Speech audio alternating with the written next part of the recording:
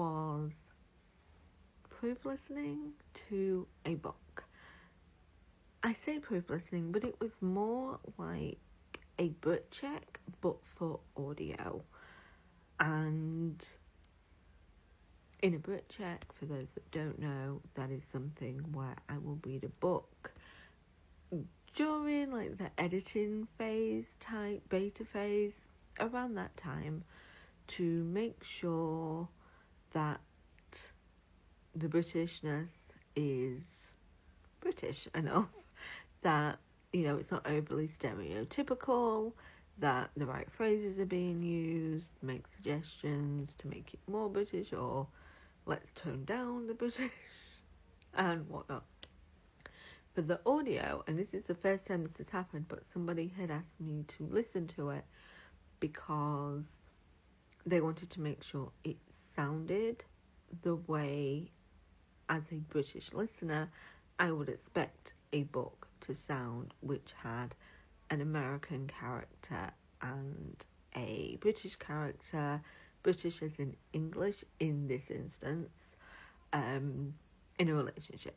So it was split across the two countries with the two opposite accents. The narrator was an American who was using a British accent and dialects. So they wanted to make sure the sound was. And I loved that. That was not something that I really thought about before. And actually through doing it, I did notice some things that I think wouldn't necessarily get noticed when you're doing an accent or a dialect, because most words, it's just a case of changing, right, how you're saying it, but some words are actually pronounced differently. Like, for example, the word twat in the UK, it is a hard A, whereas in the US, and I did not know this to begin with a few years ago, it's an O. And it was actually Andy Aunt that brought this up, because I was like, why is twat being said wrong? And she was like, actually, it's not. It's coming from an American character, so it is an O. And I was like, oh, because I didn't know that, because I'm British. I just use the British version. And I will say it's still one of my biggest pet peeves if a character is British and the narrator pronounces it as twat. I'm like, what are you even saying? That doesn't even have the same meaning. And then we have, you know, names that sound different. Aaron sounding like Aaron, and Graham sounding like Graham. And these are all, one isn't better than the other, but one is more widely used in the US, one is more widely used in the UK. So knowing that can make a difference to the pronunciation.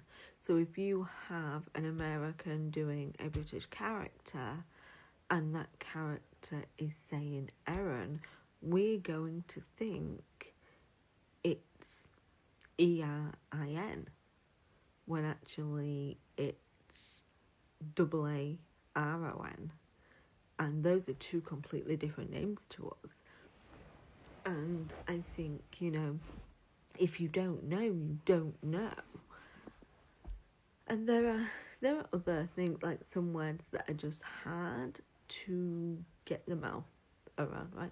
Like the word palm is an issue for some people when putting it into a British accent.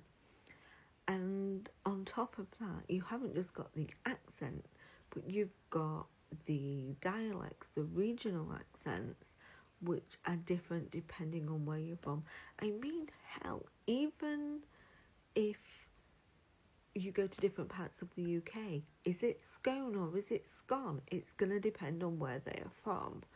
And there was that time when it said the American way, and I was like, whoa.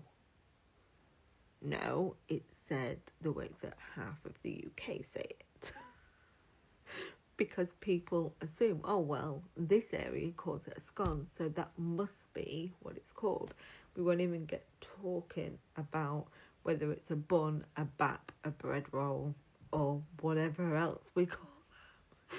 So many different versions. And so it was just really interesting to do that. And I got to work quite closely with the narrator on it. And we had some lively discussions about some words that for them it was just mind-boggling, that they were like, I don't understand, like, why would you pronounce it that way? And I'm like, I didn't make it that way. And then there were times when, you know, they said to me, like, but this is how it's said. And I'm like, but that's not how it's said. And they, you know, provided links, and I listened, and I was like, I have never in my life heard it pronounced that way. And again, it comes down to different regions. And I think it was such a beneficial arrangement, sounds bad, but like project for both parties, to not only have like that technicality, but also that more, rather than being this is how it is, more accepting of, okay, if you think this is how it is, why do you think it's that way? And I don't know, it was just a really great experience for me. And that was the first time I'd ever done anything like that. I mean, I've done proof listening, I've done beta listening, but never specific, just for how it would sound to a British person. Yeah, I would definitely do it again.